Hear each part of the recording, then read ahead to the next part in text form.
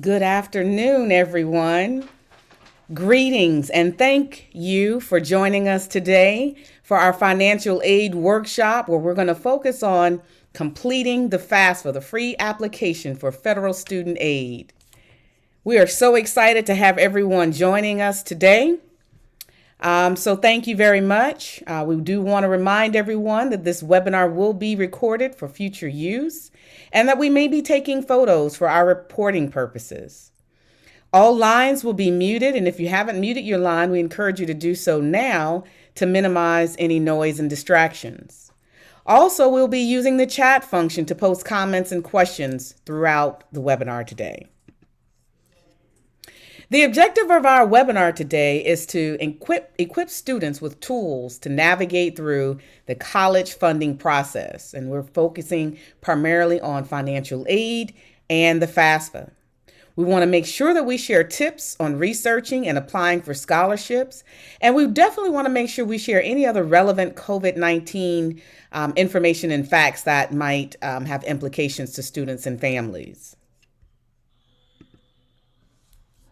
This webinar today is brought to you on behalf of our sorority, Alpha Kappa Alpha Sorority Incorporated. Alpha Kappa Alpha Sorority Incorporated is an international Greek letter nonprofit service organization. We were founded on January 15, 1908 on the campus of Howard University, which is an historically Black college and university. We have over 300,000 members worldwide. And our program theme is exemplifying excellence through sustainable service. And by exemplifying that excellence through service, we address community needs in 5 different target program areas. And today we're going to focus on targets 1, HBCU for life, a call to action, and the hashtag CAP, which is the college admissions process, which is one of our signature programs. And we're also going to focus on target 3, building economic legacy, by featuring a Black-owned small business owner, our guest speaker, Miss Alana Mbanza, later on in the program. We have a dynamic number of Alpha Kappa Alpha Sorority Incorporated chapters who are hosting this event. We have a collaboration, and the collaboration is led by myself. I'm Dr. Christie Murray, and I am with Psi Psi Omega chapter here in Stafford, Virginia. And as you can see listed here, we have some phenomenal chapters collaborating to host this webinar, all the way from up north in New Jersey, all the way down south as far as Florida, and as west as Alaska. So we bring greetings from all 12 of our collaborating chapters. Throughout the webinar, we want to make sure that we have an engaging and insightful webinar today. So we want to encourage students and parents to come off mute at times, to show your faces, but certainly feel free to engage with us even in the chat. And we will have giveaways throughout the webinar today. I am the author of College Funding Strategies that I wish someone had told me, and that will be the book that we will be using as far as our giveaways today. And in this book, there is a wealth of knowledge that will help you, your parents, navigate through the college admissions and college funding process. So this will be a phenomenal resource for you to have moving forward. So today, we're going to cover a few key things. We're going to start out with some general college information, and then I will introduce our speaker, Miss Alana Mbanza, and then she will share some phenomenal information on financial aid and the FAFSA process. And then we'll wrap up with closing remarks. We'll ask you to complete a brief survey, and then we'll have some more opportunities for giveaways.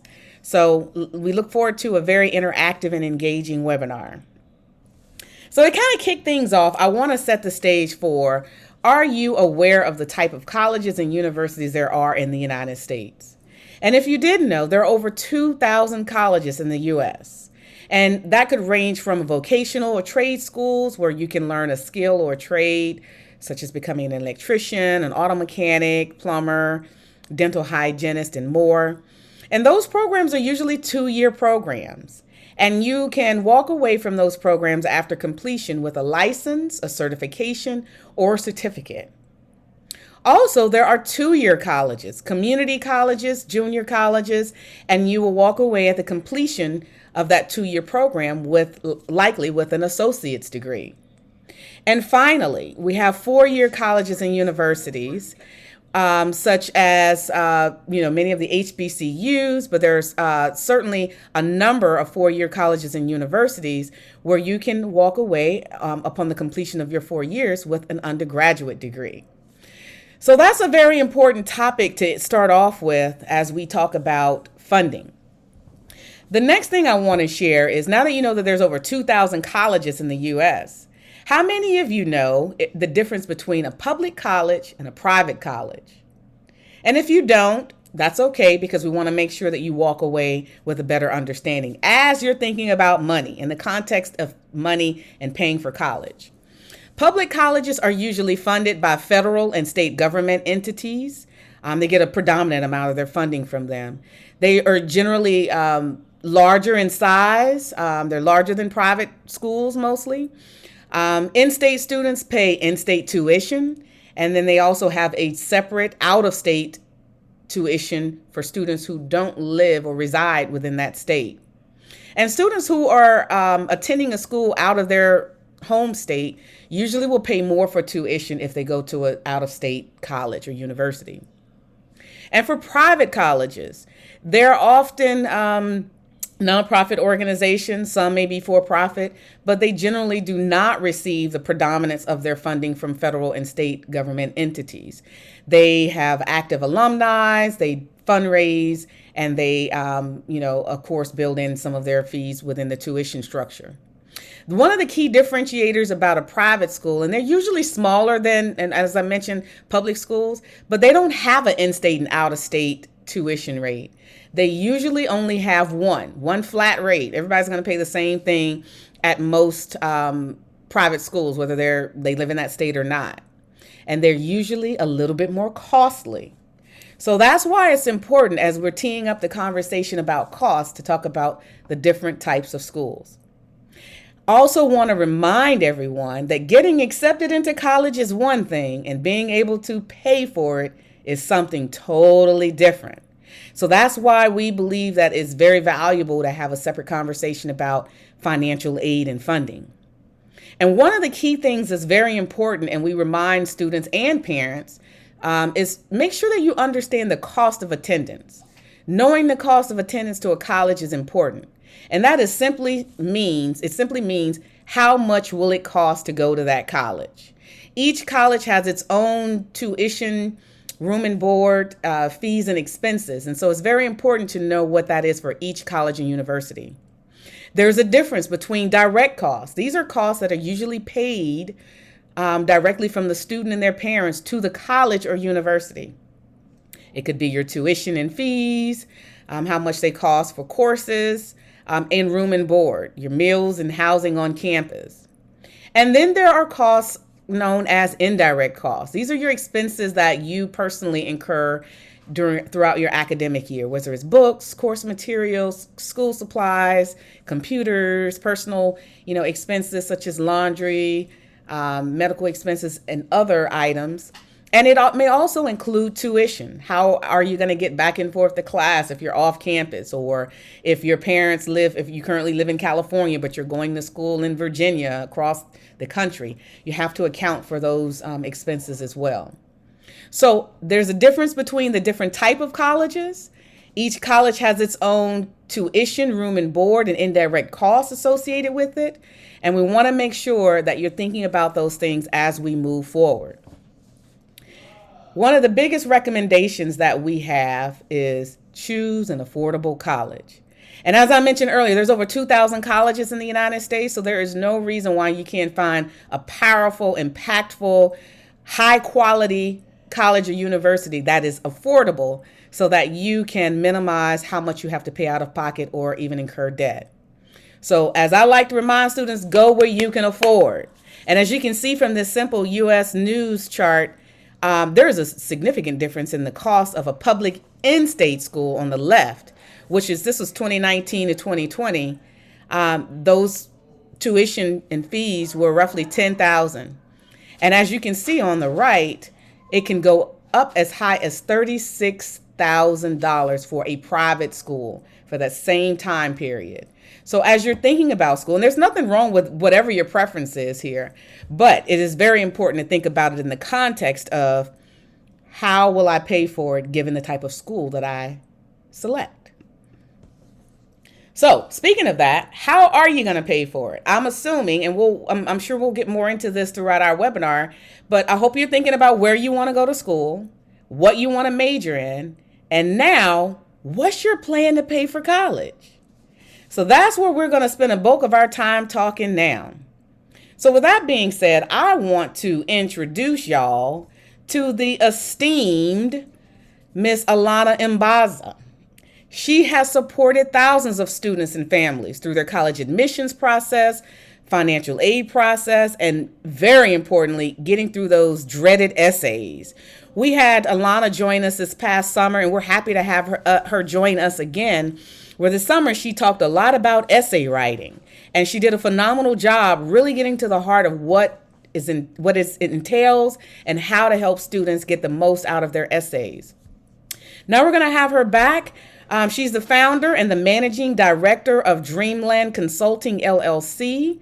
And I am going to turn over the presentation and the microphone to Ms. Mbanza and welcome her for an informative webinar. Thank you.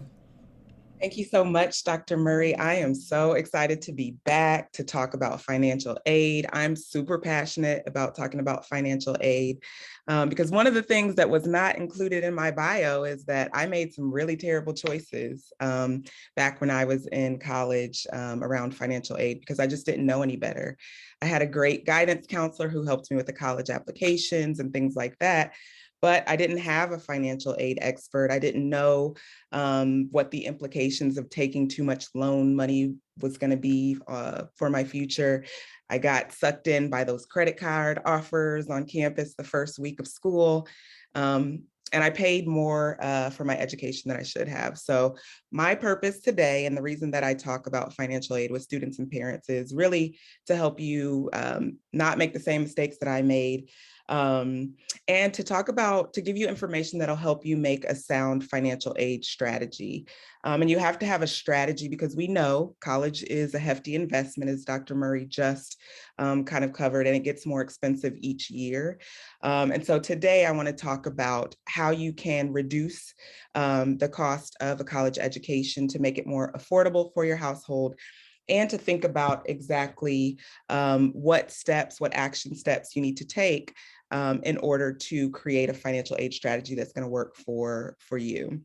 I'm going to give us kind of like an overview of our conversation for today. So this is how it'll flow. I'll start by a broad overview of financial aid. What is it?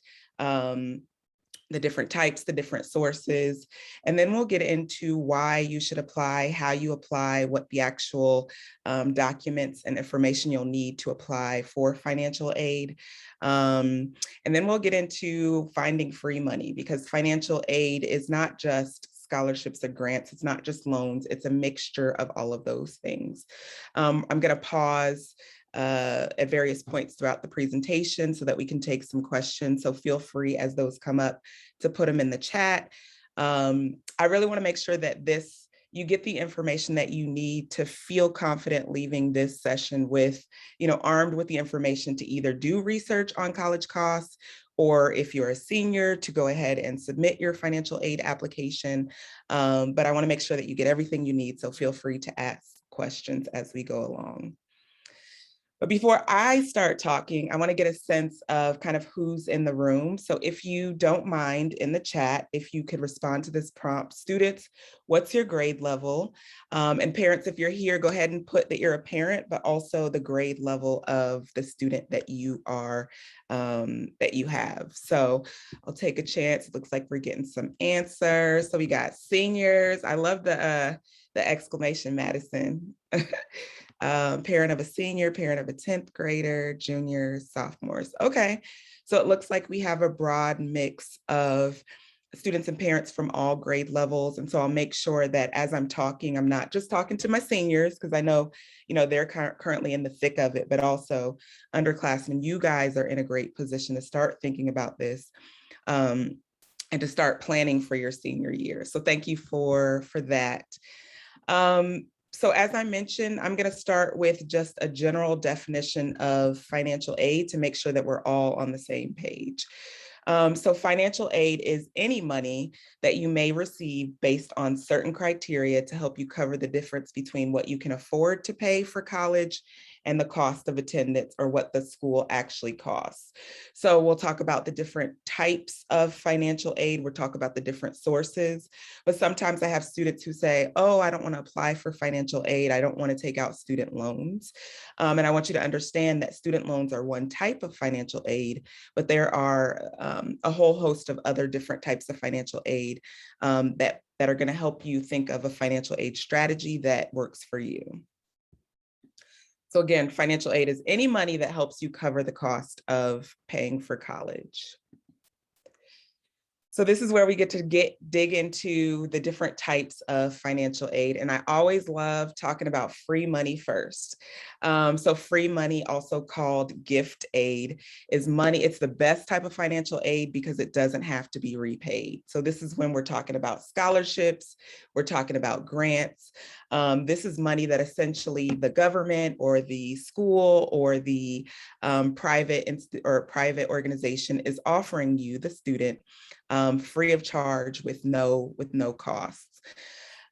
Scholarships, there can be merit-based scholarships, so scholarships based on grades and test scores, and there can be non-academic or non-merit-based scholarships, and those can be both based on a host of, many different things, which we'll talk about shortly.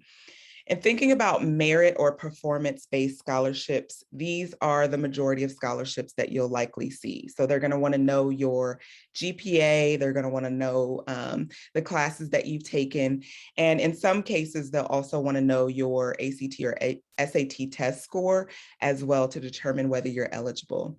It's important to know that even though some schools have gone test optional because of COVID, scholarships may still be requiring those test scores.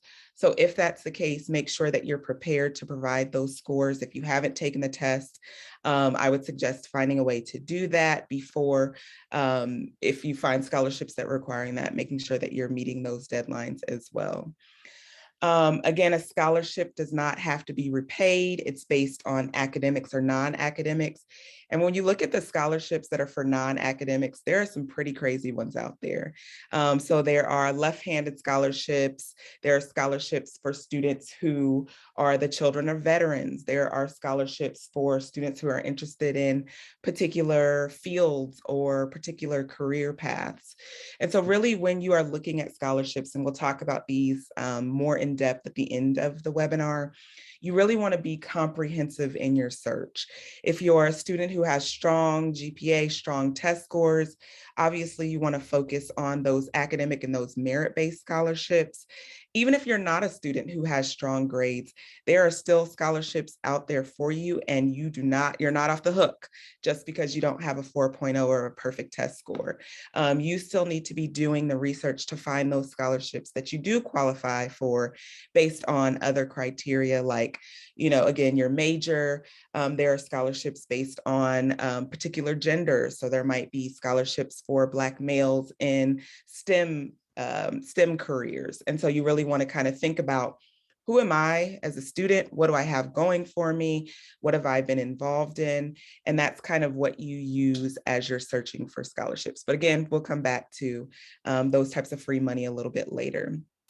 Grants are similar to scholarships in that they don't have to be repaid. They're free money, but these are generally need-based. So they're going to be based on financial income of your household, household size, household incomes, and things like that. And so those are the two different types of free money. One thing to mention about scholarships is that some of those merit-based scholarships are, you become eligible for those simply by submitting a college admissions application to your college of choice. So for example, the University of Illinois may have a does have academic scholarships for students who have specific GPA and ACT scores. Once a student applies for admissions, if they meet those minimum requirements, they automatically get that scholarship. And so a student wouldn't have to apply for that separately. So again, it's to your benefit to make sure that you are understanding what type of free money is available for you, because when you're thinking about college affordability, the best financial aid offers have the most free money and the least money that has stipulations or has to be repaid. The next category of financial aid is earned money. And this is where work study falls. And so work study is need-based, so it's going to be based on the information that you include in your FAFSA. And on the FAFSA, there is a question that asks you, do you want to be considered for work study, yes or no? Always say yes, even if you're not sure if you qualify or if you're eligible, because it gives you the option if you're eligible. And if you say no, you won't even get that option. Work study, I love work study for several reasons. One, it's an on-campus job, so students often don't have to travel to get to work. They're super flexible with your schedule. They understand that you're a student first, and so they let you work around your class schedule. You can use the money however you see fit, so you'll get a check to you like a regular job, and you can determine whether you're going to use it for your personal expenses or whether you're going to use it to pay down your bill. One thing that I love about work study is that if you're intentional about your search for an on-campus job, you can potentially find one in your major or in an area that you're interested in. So for example, I was a psychology major. I ended up working in a psych lab, which was amazing because it told me that I did not like research and that I was much more interested in kind of like direct work and working kind of with people. And so it can be, even if you learn that, hey, this is not a field that I really want to pursue, that's good information to have before you graduate. The final category of financial aid is borrowed money. So these are loans. Generally, when I start talking about loans, students are like, nope, nope, nope. Even parents, I don't want to take out loans. And understandable that accruing debt is a scary thought.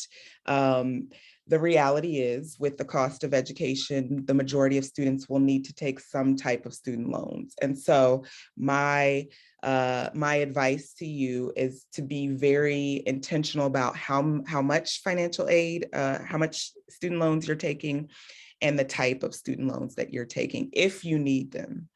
So the two main categories of loans are federal loans and private loans.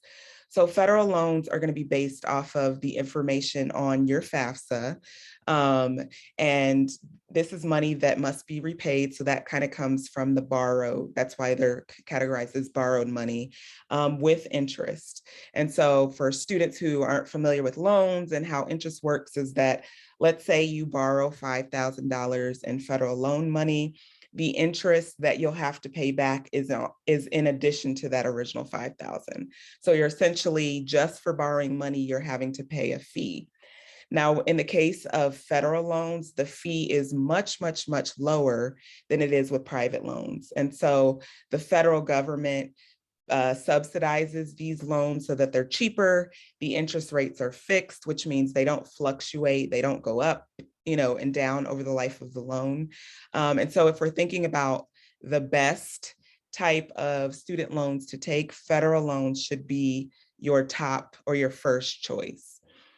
If there are rare cases when, not rare, if there are cases when federal loans don't cover your entire cost of attendance and you don't have enough, free money, you didn't qualify for work study, private loans may be an option. And private loans are funded by things like banks and credit unions. And because they're trying to make a profit, those interest rates are a little bit higher. Sometimes they're really high. So when an interest rate is high, that means the money or the fee that you'll pay for borrowing that loan is going to be higher as well. So I know a lot of students are like, I'm 18, I'm not thinking about repayment. That's, 4 or 5 years down the line, but it really does matter because as soon as you graduate, you'll get a grace period, which means you won't have to start paying back those loans for a period of time, but eventually you're going to have to repay them. And so my advice to you, my suggestion to you is to understand exactly how much you need to finance your education and don't take a penny over that. I mentioned that I made some irresponsible choices. Private loans was one of those irresponsible choices.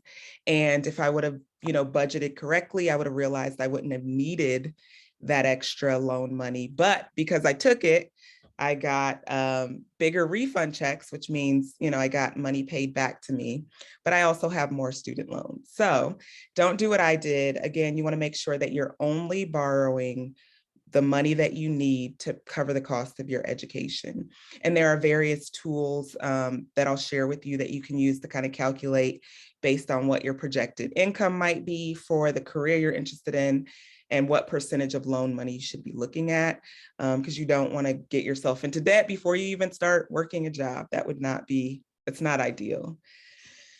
So now that we've talked about the three main types of financial aid, I want to cover the sources of financial aid. So this is where the money comes from, right? So the three main sources of financial aid are the federal government, the state government, and the schools that you are applying to and that you've been accepted to. There is also a category of private financial aid. So these are those private scholarship organizations. These are, scholarships through your school or community organizations that you're involved in.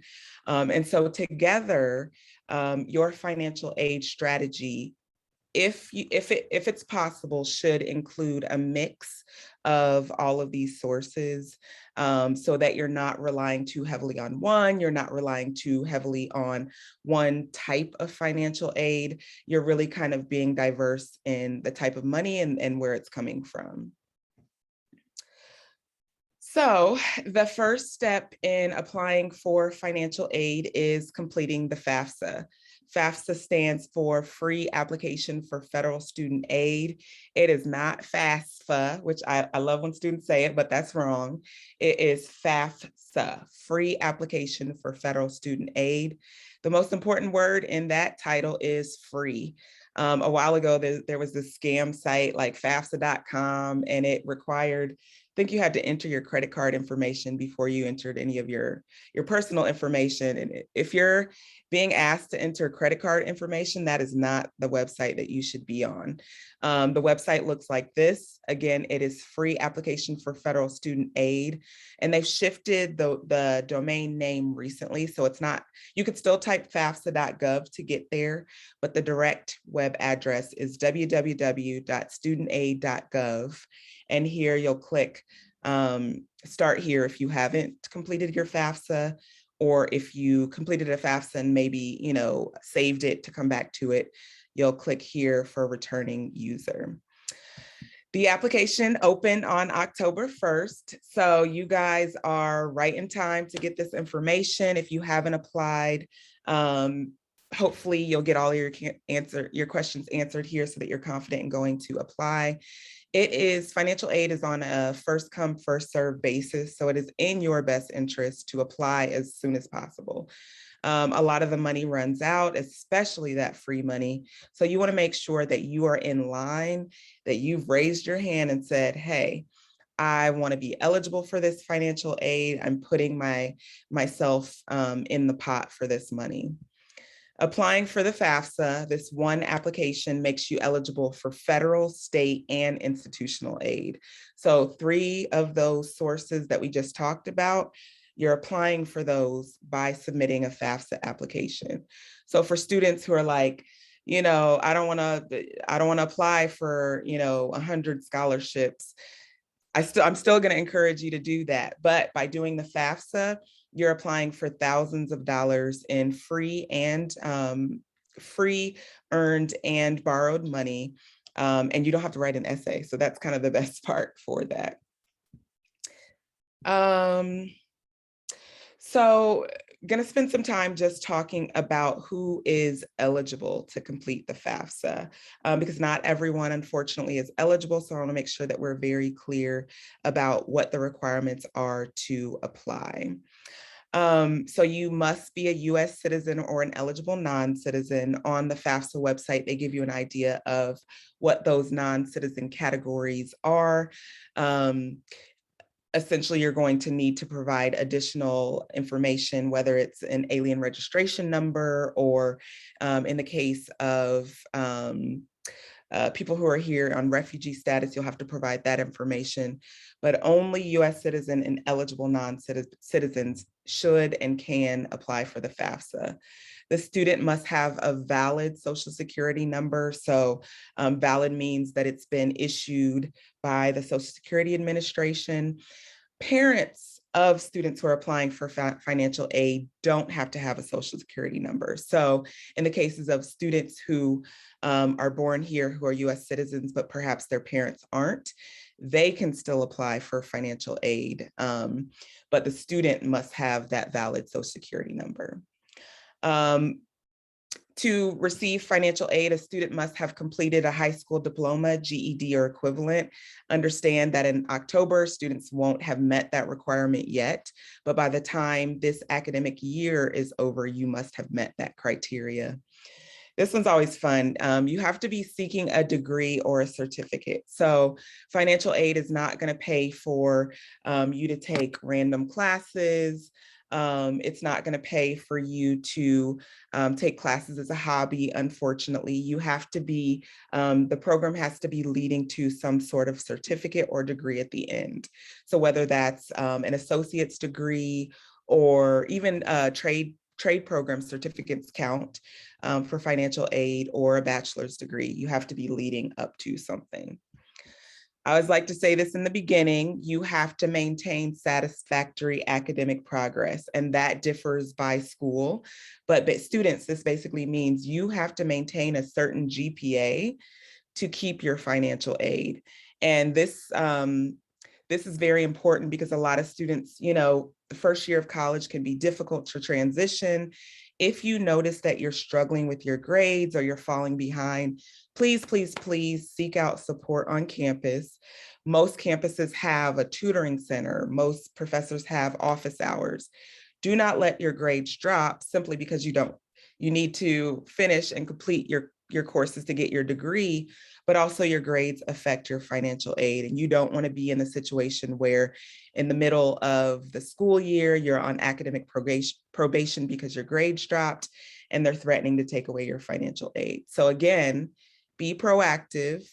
If you know that you might have academic troubles in transitioning to college, and even if you're a stellar student, there's nothing wrong with seeking additional help to make sure that your grades are where they need to be for you to finish and for you to keep the money that you've been given. And the final one won't apply to most high school students, but you can't be in default on a student loan or owe money to a federal student grant. And so hopefully that's not the case for you, but if it is, you are ineligible for financial aid.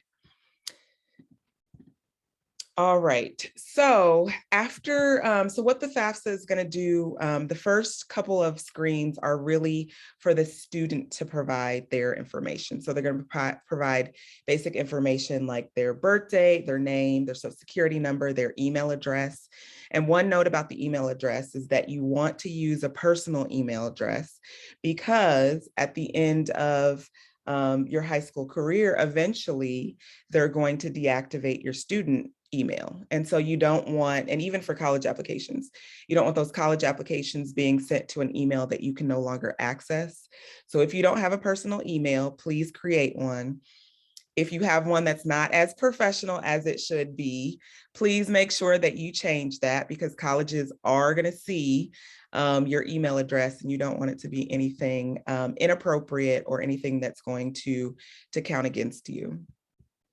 After a student has entered their basic, demographic information, the FAFSA wants to determine if that student is dependent or an independent student. And it does that with a variety of different information. So one, it's going to look at who the parent or who the student lives with. If a student lives with at least one biological or adoptive parent, they're automatically considered a dependent student, and they must always put parental information on the FAFSA form. If a student doesn't live with one of their biological parents, or maybe there are special circumstances that affect the student, they might be considered independent, but the FAFSA is going to want a little bit more information. So over here on the right, I don't know if you can read these exactly, but this is kind of how the FAFSA determines whether a student is independent. These are some of the questions that they use to determine that. So one, automatically, if a student is over 25 years old, which no high school students are generally over 25 years old, the student would be considered independent. They're married. There could be some high school students who are already married. In that case, they would be independent. But generally, it's these last couple criteria that is what qualifies students to be independent students. And so that is, they're in legal guardianship, if they're an unaccompanied minor, have been in foster care, if they have any dependents, so any children or anybody else that they provide more than half of support for, they might be considered independent. FAFSA also asks about, active duty status and whether the student is a veteran. That qualifies a student as an independent student as well. And the thing to note about independent student status is that they don't have to provide financial aid or financial information for their parents. The FAFSA will calculate their financial aid based on their kind of income alone. And so again, dependent versus independent, there are a variety of different living circumstances. We know that each person's situation is unique. If you have specific questions about that, about what your circumstances might be, I can stay after a little bit to kind of field those questions. But in general, the parent lives with one or more parent, they're going to be considered dependent and need that parent's information. The FAFSA is very, very, very specific about who's considered a parent for the purposes of FAFSA. So only biological or adoptive parents are considered parents, or step parents if the biological parent has remarried. And so we know that grandparents, foster parents, legal guardians can be parents in a lot of cases, but for this federal application, they are not considered parents and their information should not be included on the FAFSA. Now, if you are living with your grandparents or foster parents or have a legal guardian, then you may be considered an independent student. And in that case, you wouldn't need anybody's information but your own. But again, kind of go through those dependency questions to see which apply to you, to determine if you are in fact an independent student. And if you're an independent student, you're most likely going to have to provide documentation. So whether that's guardianship papers from the judge, or whether that's, an affidavit signed by a guidance counselor that kind of speaks to a student's status, you will likely need additional documentation for that. One of the things that I forgot to mention when I was talking about the FAFSA is that you must apply for the FAFSA every year that you wish to receive aid. So if you're going for an associate's degree, that's 2 to 3 years that you have to submit the FAFSA. If you're going for a bachelor's, you'll need to do it every year for 4 to 5 years, depending on how long it takes you to complete. The thing is that it gets easier. So don't think you have to start from scratch each year. It'll import a lot of your information from your previous applications. And so all you'll really need to do is update that financial information each year. So that helps. What I suggest, and I'm going to put something in the chat, I'm going to put a worksheet in the chat. I suggest that before you even think about sitting down to complete the FAFSA, that you get all your documents and all your information ready. It just makes the process much more efficient. less painful and easier. I like to tell families that if you have everything you need, you can get your FAFSA done in around 30 minutes or less in some cases. So it's to your benefit to kind of go through. The link I just shared in the chat is a worksheet. It's a FAFSA ready worksheet. And so if you complete that and sit down with the information and the answers next to you, the FAFSA will go by really quickly. I know a lot of times the FAFSA can be like an intimidating process for students. It's like, I don't know what any of this financial information means or where to look on these tax documents. For parents, it can be, you know, a little stressful to have to share financial information with your students. And so we want to make sure that you sit down, you have all the information needed to complete that with you so that you're ready to go. So getting into the technical pieces of what you need to do to apply for the FAFSA. So both the student and the parent, in the case of dependent students, or just the student for independent students, will need what's called an FSA ID. And we'll talk about this in depth in the next slide, but essentially it's a username and password that you're going to use to access and complete the document. You'll also need the Social Security number and birth date for the student and the custodial parent or parents. Again, if the parent does not have a Social Security number, you will not need to enter it. You can put all zeros. But if the parent does have a valid Social Security number, you'll need to enter it so that it can match you in the system. If the parents are married and living together, you'll need the date of the parents' marriage, just the month and the year, so you won't need the specific day. You'll need income information, a variety of income information for both the student and the parent. So it's helpful to have the income tax returns from the previous year. So in this case, 2020 federal income tax returns will be used.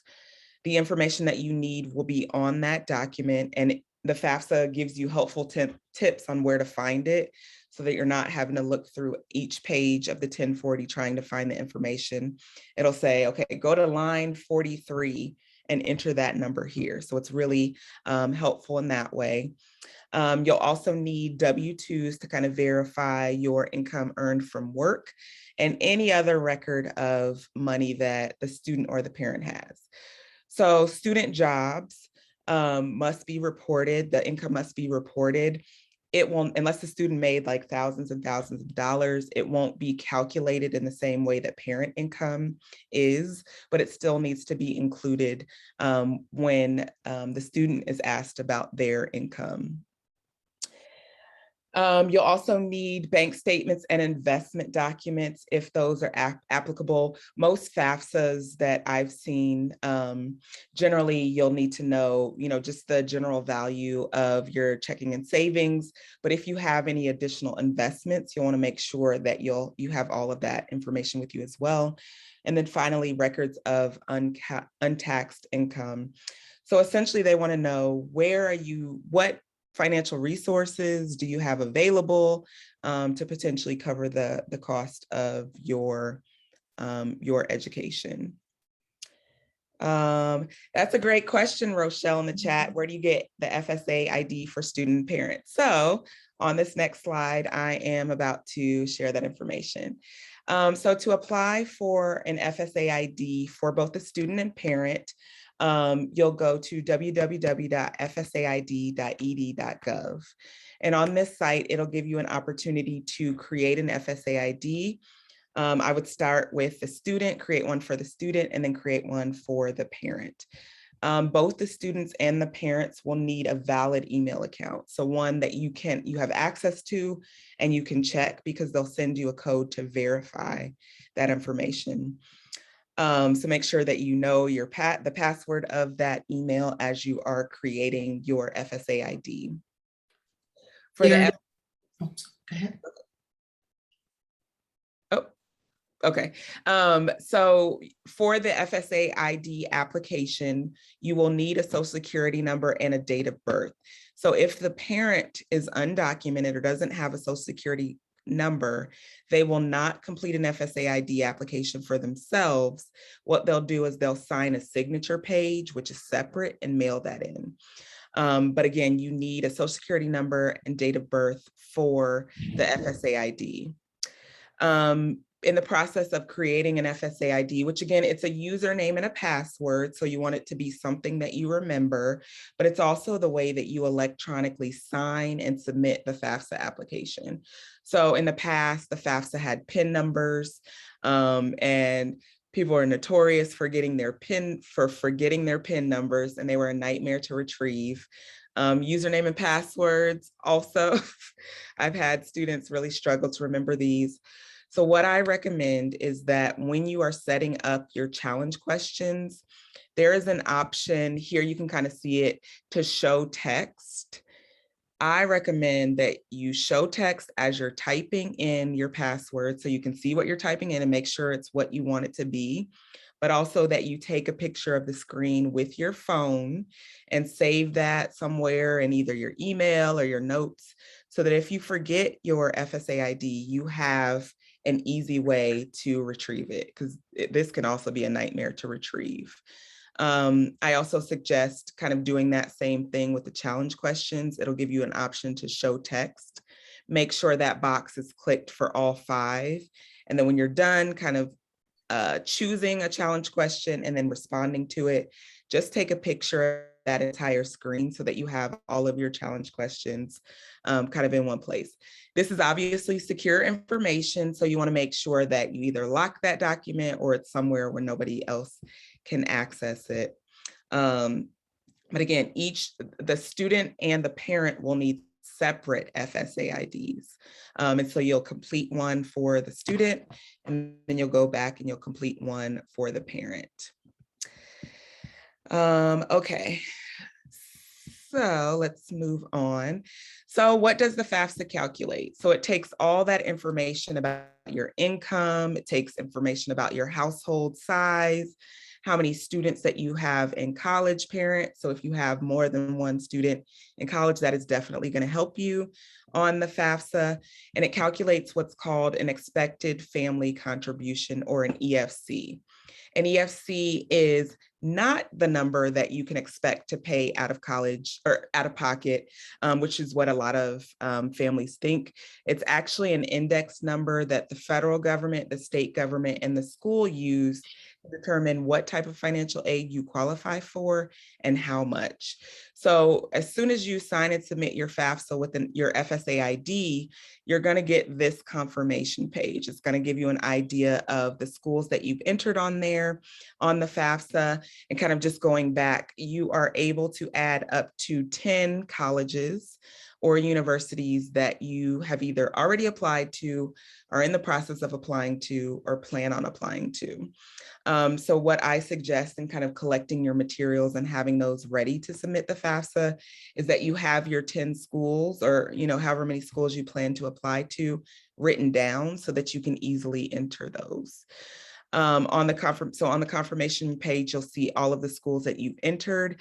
They've also entered helpful information about graduation rates, retention rates, and sometimes transfer rates. So it just kind of gives you additional information about how well the school does at graduating their students, and provides a little bit more context.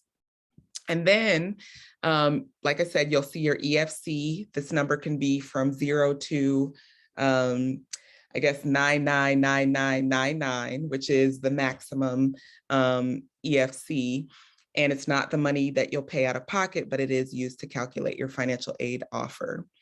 Because this is a federal form, you're going to see estimates for your federal financial aid right when you press submit. So you won't have to wait until you get an award letter. You can see what your federal Pell Grant might be, and any federal loans that you might qualify for. Now, you don't have to take these loans, but they're available to you if you need them. But this is only the first step, right? So you've submitted your FAFSA, you've gotten your EFC, you've gotten an idea of how much federal money you might be qualified for. But the next step is really to wait for those financial aid award letters.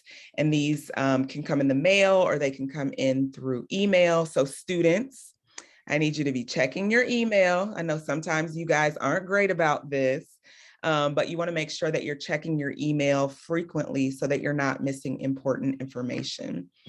Each school that you've added on the FAFSA that you have applied to and been accepted to will send you a financial aid award letter. And really that letter, and we'll go over a sample really quickly, but really that letter will give you an idea of all of the different types of financial aid that you're being offered from each school. And financial aid letters will differ from school to school. So as Dr. Murray was talking about earlier, schools have a wide range of costs. They have a wide range of financial aid available. And so some of those more expensive private colleges might cost more, but they might also have bigger scholarship buckets and more grant money to get. So don't get stuck on that sticker shock, what that website says, because more often than not, your financial aid offer is going to bring that cost down significantly. In thinking about financial aid award letters, there are many things to consider, but these are the three main. What is the total cost of the school? So that's cost of attendance. How much and what types of financial aid am I being offered? So that'll be outlined on that award letter. And how much will I have to pay out of pocket? And that's what we call the net price. So the sticker price is kind of what it says on that website when you look. It's $30,000, $40,000 a year, but the net price is what will you actually end up paying out of pocket? And obviously the goal is always as little money as possible. So let's kind of look at what that looks like on a financial aid award letter. But just a quick recap of cost of attendance, and Dr. Murray mentioned it earlier. Cost of attendance doesn't just include direct costs, right? So the direct costs are paid to the institution. They include things like tuition and fees, housing, and your meal plan. But you also have to consider those indirect costs, right? Like you're still a student, you're still going to have personal expenses. Books are a major expense, and transportation to and from campus is going to be important. So you want to make sure that you're not only looking at the direct costs that are listed on the website, but that you're also estimating your indirect costs as well. So I want to give just an idea of a sample financial aid award letter and kind of talk through it. So this is an award letter, a sample award letter from Columbia University, very expensive institution in New York City. And so here they've broken down the cost of attendance. So they have the tuition and fees, the room and board, the direct costs listed. And then they've done a little bit of estimating of what travel and other or personal expenses might cost. But I suggest that you do your own calculations. If you're a student who knows, okay, I like to get my hair cut every, week and that costs this, or, you just want to make sure that you have a budget that's going to allow you to survive in college. And so that you are not necessarily having to be a broke college student who's kind of, struggling for ramen noodles and things like that, which is the stereotype. It also breaks down kind of what the parent contribution is likely to be after they've offered their financial aid awards. So here they've broken down, this student has gotten a Columbia University grant in the total of $33,000. And anytime you're offered an award, it's usually broken down by either semesters or quarters, depending on how the school functions. So in this case, it's semesters, fall and spring, so they have it. They've been offered work study and 2 loans. So on the left, I've kind of included some questions that I want you to be thinking about as you're evaluating your financial aid award letters. Is it tentative? Is it estimated or pending? So that's something you'll want to read on the financial aid award letter. If it's estimated, what needs to happen before they finalize it? Kind of do a little bit more research to find out what that school needs before they can finalize your financial aid offer. Maybe you have to return a verification worksheet, which is just providing a little bit information, but you want to be clear about that. If you're awarded a grant or scholarship based on scholastic achievement or talent, Is it renewable? So a lot of schools will kind of get you in with a huge kind of like first year freshman scholarship or grant. And then the years after that, they don't renew it. And so you're left with kind of a gap in your budget. So you want to be clear, is this renewable? What do I have to do to renew it? Is there a minimum grade point average you have to maintain? So thinking about that satisfactory academic progress. If there are loans, what are the interest rates? And the Parent Plus loan is something that will be included oftentimes on the financial aid award letter, but you're not applying for that when you're submitting your FAFSA. The Parent Plus loan requires a separate application process. It's credit-based, and so it's different than the FAFSA. So if you see a Parent Plus loan on a financial aid award letter, generally that means that there is a gap between what the school costs and what they're offering you that is too large to be filled with other things. And so I always caution students and parents to really consider the Parent Plus loan, because again, that's credit-based. So not every parent is going to qualify for it. And generally those Parent Plus loans are hefty, like $10,000 a year, $15,000 a year. And that's not really feasible or affordable for a lot of families. So if that's the case, you want to be thinking about what your other options are in terms of more affordable schools, or whether in that case, the student needs to be real serious about getting additional scholarship dollars. If they're outside scholarships, how's that going to affect your award? And then what are the next steps? So generally, when you receive a financial aid award letter, you'll need to do something, whether that's accept it. So if you decide I'm not taking these loans, you can decline the loans and take the scholarship and grant money, but you'll need to take an action. So make sure that you understand what that is. This is just a visual of what we've been talking about. You take the cost of attendance for a particular institution, you subtract all of the grants and scholarships and financial aid that you've been offered, and you'll get your net price or your out-of-pocket cost. So in the case of our underclassmen who are not necessarily ready to complete the FAFSA application right now, what you can be doing is each school has a net price calculator on their website somewhere. Sometimes it's hidden because I really don't want you to know. But I suggest that you guys start thinking about the schools that you might be interested in and filling out the net price calculator for each of those institutions so that you'll get an idea of what your out-of-pocket costs might be when you're ready to apply. The disclaimer about these net price calculators is that sometimes they use really old tuition information, and so they're not as accurate as a financial aid award letter is going to be, but it'll give you a general idea of what you might need to be thinking about and saving up for when you become seniors. And even seniors, you can do this as well if you're kind of if you haven't received your financial aid award letters yet, which you haven't probably because the FAFSA just opened, but this will give you an idea of, what each of your schools might potentially offer you. So next steps with the FAFSA, review that confirmation page. And 3 to 5 days after you've submitted the FAFSA, go back and check. Make sure that it says processed successfully. If it does not, it will give you information about what changes you need to make. Make those as soon as possible so that you are not, delaying your financial aid. You'll receive what's called a student aid report, which is basically every answer that you've entered on the FAFSA. Make sure you go through that and make sure there are no errors or edits. And then again, be checking your email and sometimes a snail mail for any financial aid award letters that might be coming your way. Okay, so I'm going to pause.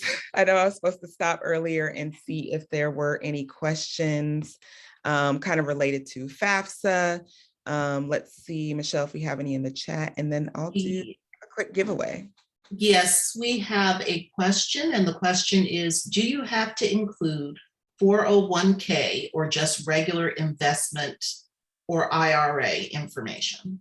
So it depends on what the information is that's on your tax documents. So if that information is reported on your tax, you'll need to report it. And the FAFSA, like I said, will tell you where to put that information. In terms of IRAs, if you've taken a distribution or something like that, it'll be reported a little bit differently.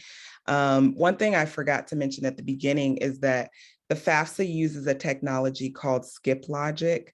So based on how you answer some of these financial questions, will determine what other information you'll need to enter.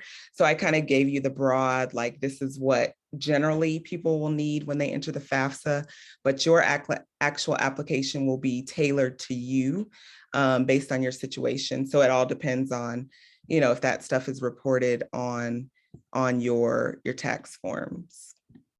Okay, the next question, does FAFSA have a rolling deadline?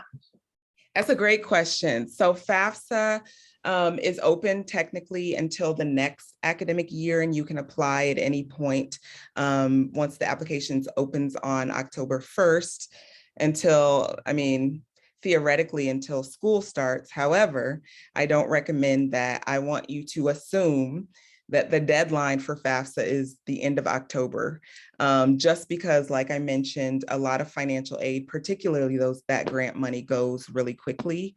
And I know when I was working at schools in Chicago, the state of Illinois grant ran out sooner every year. So when I first started, it was running out. So let's say it opened in October. It was running out in 3 months. By the end of my time in Chicago, it was running out within a month. So more people are applying for financial aid, more people are eligible for financial aid. So don't wait, especially because you can use prior year's tax returns. Unless you haven't filed, then there's really no reason to wait. Okay, another question. Do you complete the FAFSA once or each year in college? Perfect. So yeah, so you're going to need to apply for it each year, but again, it'll be a renewal FAFSA after that first year, and you'll just be doing updates on financial information and school status. So first year you'll be a freshman, second year you'll be a sophomore, and so you'll want to update that each year. Okay, and those are all the questions. Awesome. So I have a question for you guys. So I want to pause here to give an opportunity for us to do a giveaway. So my question for you, and please answer in the chat, we'll go with whoever answers most quickly. What does FAFSA stand for? Michelle, if we can be monitoring and see who gets the right answer.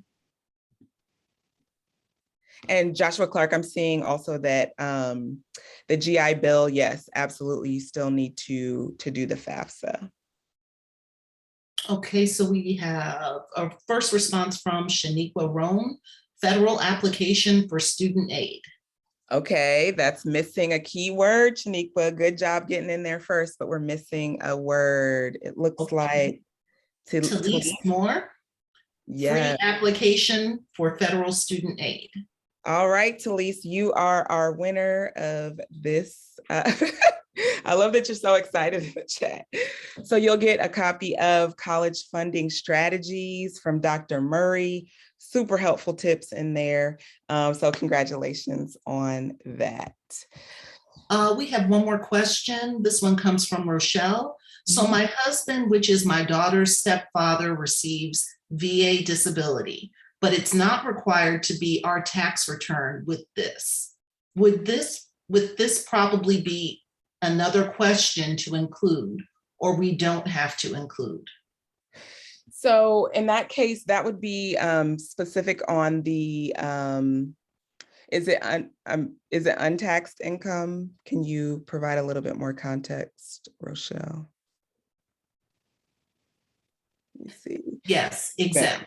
So that would kind of depend on the FAFSA application. So when you get to that untaxed box, it's really kind of like you gotta kind of click there for guidance on the side based on the information that you entered in previous screens.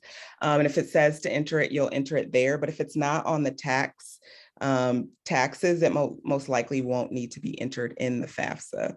But just verify as you're completing it, what your particular FAFSA says. Okay, thanks. All right. So I know I have so much information to share, but quickly, I want to kind of go over another application that is also used to determine financial aid eligibility. The CSS profile is a supplemental application. So this is not a replacement to the FAFSA. Everybody who's eligible should complete the FAFSA, but the CSS profile is an additional application that some schools use, mostly private schools use, to determine your eligibility for institutional aid. So those institutional grants and scholarships. Again, mostly private schools require the CSS profile. The application opens on the same day as the FAFSA, but because it's very specific to each school that uses it, the deadlines kind of vary. There is a cost with the CSS profile. It's $25 for the first school and $16 for each school. So you see that could get expensive fairly quickly, but there are fee waivers eligible for student, or fee waivers available for eligible students. The FAFSA or the CSS profile is administered by the College Board. So these are the same people that do the SAT. And so if you already have like SAT credentials and login from, taking the test, it'll be the same information that you use to log in to complete the CSS profile. I think there are around 400 schools that use the CSS profile. If you go to cssprofile.org, you can click this link right here that says check participating schools and scholarships to see if your schools use it. But most schools will have that, or all schools will have that information on their specific financial aid website. Yes, the CSS is through College Board. That's correct, Madison. Responded to your question in the chat. So what I suggest in terms of filing the CSS profile, so for FAFSA, want to get it in as soon as possible, kind of do an internal deadline of the end of October. For the CSS profile, what you want to try to shoot for is before midnight Eastern time of your earliest priority filing deadline. So for example, if you have an application that's due November 1st, I do not suggest that you submit it October 31st. Like, I suggest that you give yourself several days, 3 to 5 days prior to that deadline, and plan to submit your application then. Why? We know there's technical issues. We know, all sorts of crazy things can happen at that last minute. So you want to make sure that you have more than enough time to submit it. Similar questions about dependency status. So a dependent student must enter their parent information. Independent students do not. And it's kind of based on some of the same criteria as the FAFSA that we talked about. Parents, though, are looked at differently on the CSS profile. So here we have a whole large list of parents whose information must be reported on the CSS profile. So we have living parents, deceased parents, current step parents, parents' current partner, legal guardian spouse. And some schools also will require divorced parents' information and non-custodial parents' information. So as you can see, the CSS profile is a lot more detailed in the information that they collect. And it's not necessarily just looking at household information. They want a clear idea of the student's total financial support in the various sources that it's coming from. So to apply for the CSS profile, again, you'll either need College Board login credentials if you already have them, or you'll sign up for a College Board account as you're completing the CSS profile. That same student demographic, academic, and financial information that you'll need for the FAFSA. Mostly the same financial information that the parents will need as well. But the CSS profile is going to ask about assets, expenses, housing and household information, and even vehicle information. So that, again, they want a total picture of all of the assets, but it's good because they also consider expenses in their calculation as well. Housing and household information. So they're going to want to know like the equity of your home and things like that. So make sure that, again, you're collecting all of the information that you need before you sit down. CSS is going to take a little bit longer than the FAFSA because of how detailed the information is.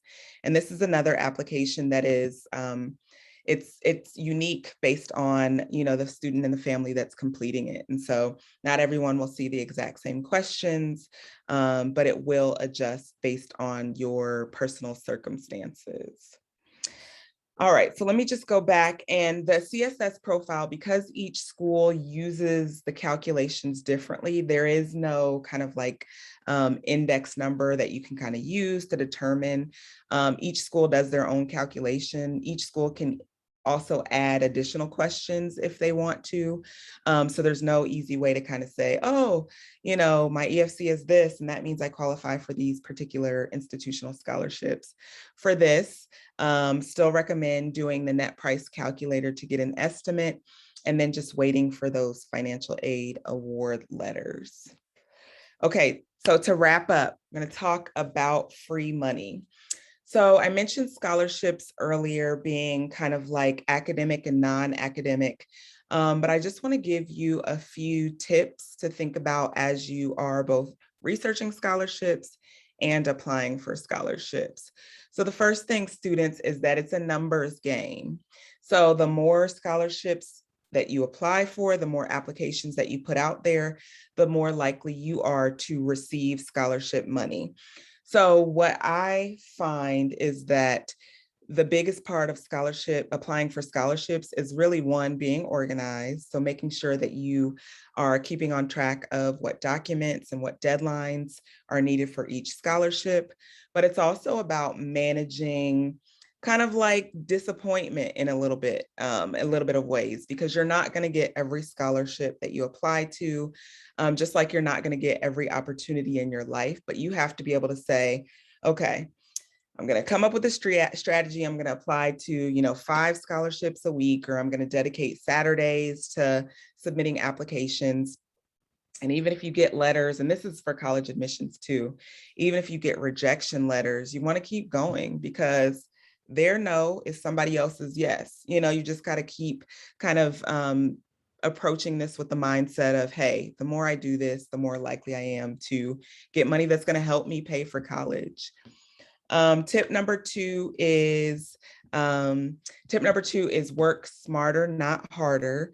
So recycle those essays. Your personal statement is a great essay to adapt and use for scholarship applications. Sometimes you only have to tweak a little bit of things to make them work for different types of scholarships. So don't reinvent the wheel every time you are applying for a new scholarship. See what you can recycle and reuse. Look for local opportunities. So absolutely go after those, you know, tens of thousands of dollars of, you know, for like the Gates Foundation and the Burger King scholarship, if you qualify for, but also don't turn your nose up at those little scholarship dollars that are maybe offered through a local organization in your community, because there's going to be less competition. It's going to be a little bit easier for you to qualify for it. And it's just going to, you know, you want to make sure that your strategy includes like, you know, big dollar scholarships as well as the smaller amounts. And then finally, beware of scams. So there are a lot of people on the internet trying to get your information, and the scholarship search is definitely like one of those places where it typically comes out. So again, don't enter credit card information. Don't enter, sometimes they ask you to enter, you know, the phone numbers of 5 of your friends. Don't do that. Just make sure that you're being aware of the potential scams that are available or that are out there when it comes to scholarship dollars. And when it comes to free money, no amount is too small. So even if somebody's offering you a $200 scholarship, that is a book or that is food. So make sure that you go into this with the mindset of every little bit counts. And then finally, I just wanted to share, I know we'll be sharing this presentation a little bit later. Feel free to take a picture with your phone. These are some of the scholarship websites that I recommend for students to kind of create a profile.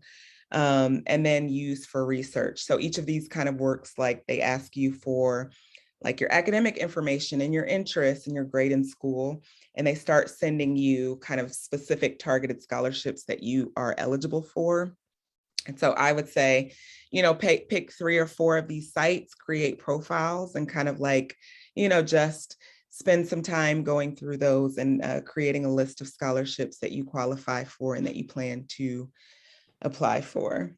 And that was a lot of information, but I'm going to stop here and I'm going to say thank you and turn it over to Dr. Murray, who's going to close us out. All right. Excellent job. Thank you so much, Alana, for sharing some very, very valuable information with everyone. Every time I have discussions about college funding, and as a parent with 2, not 1, but 2 young men currently in college, I continue to learn new things with every conversation. And that's why it's very important for families to get engaged and stay engaged in these kind of conversations, because we have to learn from each other. So very valuable information that you shared with everyone.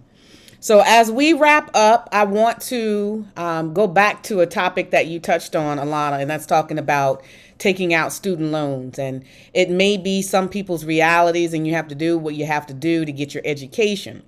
But we certainly want to continue to encourage you to minimize the amount of money. And I think you use the word be deliberate and diligent about that. But you want to be deliberate about, if you need student loans, only take out the amount you need, not substantially more. But if you have an opportunity to use some of those other tools that Alana mentioned, looking for grants and scholarships and even doing work study, you want to do that, because there are over 45 million people in the United States with student loans currently. And that equates to 1.6, and it's growing, $1 trillion worth of U.S. student loan debt. And so anything we can do to help stop the bleeding and triage the student loan debt syndrome, that's why we're hosting these kind of webinars. We want to encourage everyone to do that. On average, you're talking about every individual out of that 45 million on average has about $32,000 in student loan debt. This was back from statistics pulled in 2020. So we want to help you to avoid student loans as much as possible, or minimize those that you have to need. So we want to wrap up with some general college funding strategies, and some we're re-emphasizing. Don't wait. Don't wait until the spring of your senior year or later on throughout your college academic years. You want to apply every year for your FAFSA in October. Apply early and get the money, being the first group who's going to get access to federal funding and college and university funding.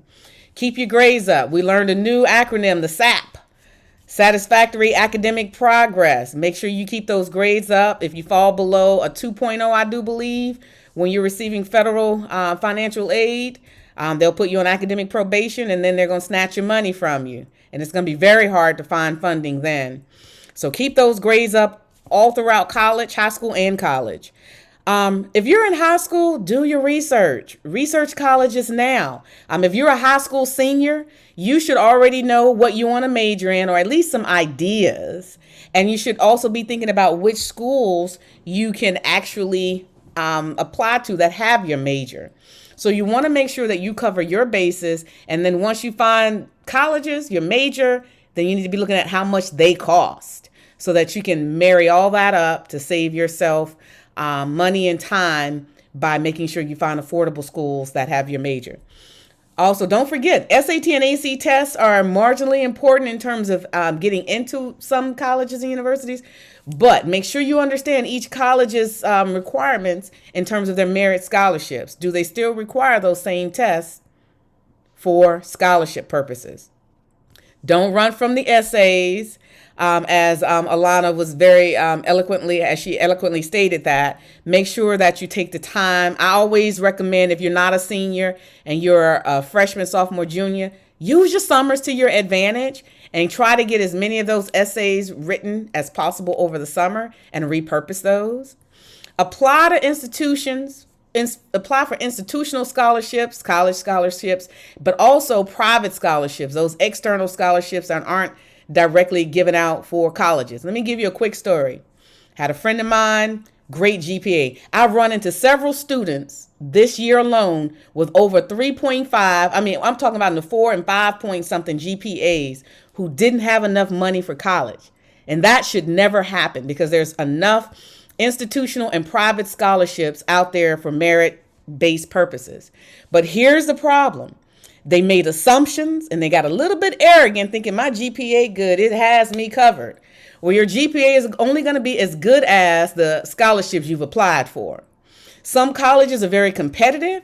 And so if you think about multiple students applying with the same high GPAs, you have to find other ways to differentiate yourself. So continue to apply for private scholarships in addition to college scholarships to make sure you're covered. And make sure and I always get this question, Miss Christie, how often should I apply for scholarships? Until you graduate from college. Yes, I said college. If you don't have that whole cost of attendance covered for all 4 years, every year, all year, while you are matriculating, you should still be looking for funding and applying for scholarships. And lastly, here is a true golden nugget. May 1st of each year generally marks college decision day. That's when most colleges encourage students to pick the school they want to attend. Well, what happens once you do that? It gives colleges an opportunity to narrow down who's going to be their incoming freshman pool of students, who's returning, and then they can balance out their funding and financial aid. Guess what? From May to August, that might free up some money. So my recommendation is be prepared to roll up your sleeves over the summer and do a little work. You want to reach back out to those colleges and universities, their financial aid offices, and ask the questions. I would do it in June, I would do it again in July, and I would do it again in August before school start, 3 times over the summer. Do you have any additional funding? Because as students make a decision, financial aid may become available. I've had that happen to several students this summer, and they were actually given more scholarship money because they asked over the summer than not just waiting until the fall or the spring when they're applying for the FAFSA. And I'm going to lastly say to students, I know many of you are timid and shy when it comes to interpersonal skills, using email, picking up the phone and talking to people face to face, very comfortable on the screens. I call y'all screenagers these days. But you have to be willing to advocate for yourself. So I want you to develop those interpersonal skills that are going to serve you best because you have not, in terms of some of the funding that Alana outlined, because you're asking not. And closed mouths don't get fed. So make it a part of your daily repertoire to look for money, free money, as she talked about, and get those opportunities. Make sure you're positioning yourself for those opportunities. Also want to encourage you to join my exclusive Scholarships for Scholars group I started this summer. I realized I lack the capacity to help students individually in the magnitude in which I get questions for help. So I created this exclusive group. It's on Facebook, and I have a private page on Instagram. But if you join those, I post funding tips, scholarship tips, and I post scholarships that I personally hear about that I think are gems and golden nuggets for students just like you. Whether you're in high school or you're a continuing college student or in graduate school, highly encourage joining Scholarships for Scholars. All right, so with that being said, I will turn it over to Miss Sandy for closing remarks. Thank you again to Ms. Mbanza and to Dr. Murray for that fantastic presentation. A wealth of knowledge was shared, and I hope everybody glanced some gems that they can take back with them as they start or continue on their college application process. We don't want you to wait to the last minute. That was a recurring theme this afternoon. So please get started as soon as possible, especially with your financial aid application process. Prior to completing our program today, we want you to complete our evaluation survey. It's a brief Survey Monkey that we want to get your feedback on our program from today. So you can either use the link that's listed on this slide, you can scan the QR code that's listed on this slide, and the link is also being pasted into the chat at this moment. So you can access the survey link either of those ways. Again, we just ask you to take a couple of minutes. It's a brief Survey Monkey. Just fill it out so that we can get feedback from you about today's presentation. As stated in the beginning of our program, there are 12 collaborative chapters of Alpha Kappa Alpha that are putting on this webinar series. We started in the spring, and today is actually our final webinar for the year. But there are some other programs that we want to keep you informed about in reference to the college application process and general college information. And this is one of the programs, I believe it's being sponsored by the College Board, and it's called Real Talk with HBCUs, featuring 17 HBCUs across the country. The dates for this program are actually for this week, Wednesday, October 13th and Thursday, the 14th at 7 p.m. And if you're interested in attending, the link to register is listed. All of the slides will be emailed to our participants this afternoon, so you will receive this information in email as well. Another program that we would like to inform you of is an SAT prep. This is going to be a virtual workshop sponsored by Alpha Kappa Alpha Sorority Incorporated Gamma Delta Omega chapter. And the date for this prep is going to be Saturday, October 16th, from 11 a.m. to 2 p.m. Eastern Standard Time. The Zoom information is listed on this slide. Again, this information will be emailed to all participants this afternoon. So we did some giveaways during our presentation, but now we want to do some more giveaways. So we would like for you to, in the chat, if you can share one takeaway that you gleaned from the webinar this afternoon, share it in the chat. And with the help of Michelle, our moderator of the chat, we'll identify those students who have shared some takeaways that they've gained this afternoon. And Sandy and Michelle, we actually have 5 giveaways instead of 3. Okay, great. So the giveaway this afternoon, as was stated before, is going to be the book authored by Dr. Murray, College Funding Strategies. I wish someone had told me. So we're going to ask you again to please share in the chat something that you've learned this afternoon. Okay, so the first is from Sarai Lovelace, the name for the acronym for FAFSA. Okay, thank you. Next. The next is Casey Smith, beware of scams. That's a great tip, Casey. Next, we have Rochelle Nelson. Everyone should complete the FAFSA, no matter what your income levels. Ms. Mbanza is pleased with that. So yeah, that's a great tip that you took away, Rochelle. Okay, and then from Teresa Simmons, I learned that you can apply for FAFSA year-round. Excellent. All of those were excellent tips that you've gained, and we're glad that you gained some valuable information this afternoon. Again, congratulations to all our giveaway winners. We need one more. Oh, sorry. More, okay. I just want to point out that Kyra Thomas did respond, but she accidentally sent me a direct message. So I want to make sure that she's counted. She said, apply for aid ASAP, research schools. And also she learned about the different types of scholarships. So hopefully, is that okay? Excellent. Thank you very much. And congratulations to Talise, Soraya, Casey, Rochelle, Teresa, and Kyra. Excellent. We didn't have any males in this group. We need to work on that, but we need more male participation. Y'all need money too. And as the mother of 2 sons, I know that to be a fact. So excellent job to all the winners. We will mail out your books to you.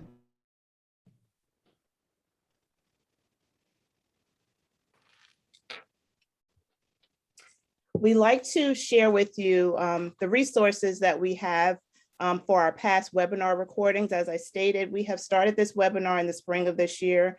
Today's webinar is our final webinar for the year, and they've all been housed at the Invest in Others YouTube channel. So you can access this resource to go back to view previous webinars. If you weren't able to attend, there's a lot of valuable information there. So we encourage you to go and utilize the Invest in Others YouTube channel to access these webinars. And so we're going to wrap up with any final questions that anyone may have. Please feel free to enter your questions into the chat. With the assistance of Michelle, we're going to get those questions answered by Dr. Murray and Ms. Mbanza. So go ahead and enter any final questions that you may have for this afternoon.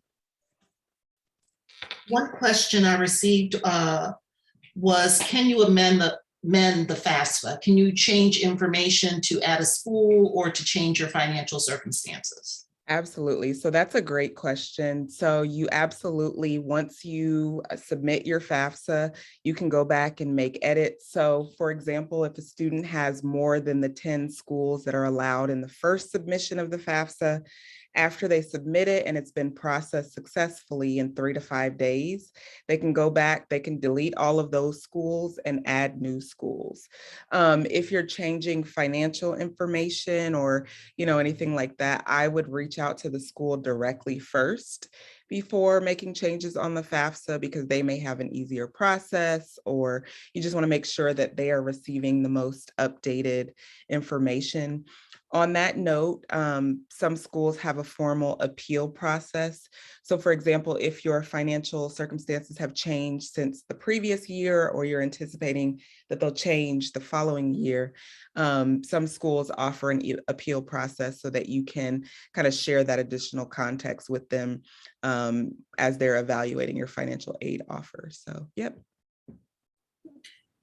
I do not see any other questions listed in the chat. Another question.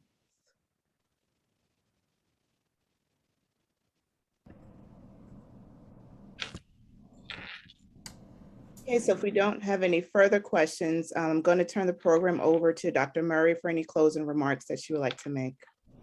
Okay, so I just want to wrap up by first thanking our phenomenal speaker, Ms. Alana Mbanza, for joining us for a second webinar and a very impactful and informative discussion on financial aid. We certainly learned a lot, and we hope that all the parents and students and others who may have joined us, not only will you take those golden nuggets for yourself, but share those back out with other youth in your community so that we can continue to expand our access to information, this valuable information. So we want to thank you again for this session. We will be hosting more events, and because we have your email addresses through registration, we will certainly like to stay in contact with each of you to make sure that we bring more activities to your attention as they develop themselves. So we hope that everyone. Excuse me, Dr. Murray, could we get everyone to put their picture on camera, since this is our last one, so that we could get a picture of everyone, please? If you don't mind, please just show your faces, your beautiful faces, so we can get pictures. Thank you guys. That would be great. Picture takers, y'all know y'all got it. I can't do it.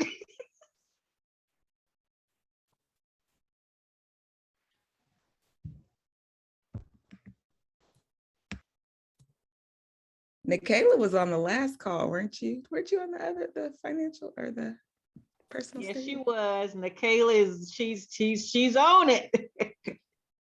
That's my granddaughter. She was on homecoming court. You see, she had that homecoming court picture. She wants to go to Fort Valley University, Georgia. Fantastic. All right. So did we get our picture already? Thank you. We were waiting for you to come back so we can get one more, Vicky, Janice, one more. I'm getting them. Thanks. All right. Thank you to everyone for joining us, and we hope you enjoy the rest of your Sunday afternoon. I'm wishing it's Saturday, but enjoy the rest of your Sunday.